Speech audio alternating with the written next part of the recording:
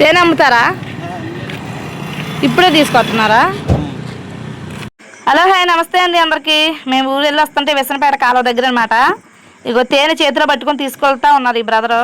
అప్పుడే తేనె తీసారంట ఇంకా చెట్టు నుంచి. అంటే ఇది ఇంటికి తీసుకుపోయి బాటిల్స్ లో పట్టి అలా అమ్ముతారు అనుకుంటా.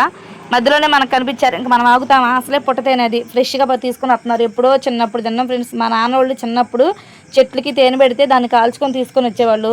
ఇప్పుడు తేనె తీయాలంటే నిజంగా ఈ జనరేషన్లో చాలా భయపడుతున్నారు. అసలు అంత ఇంట్రెస్ట్ కూడా ఎవరో చూపించట్లేదు.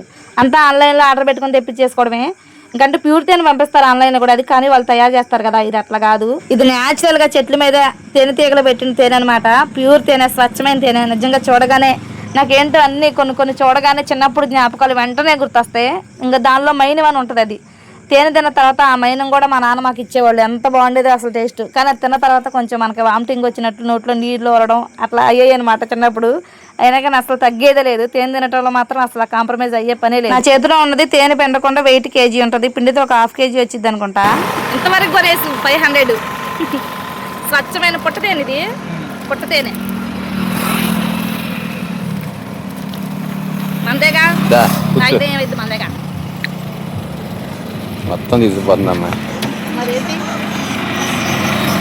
నేను కొడుకున్నా.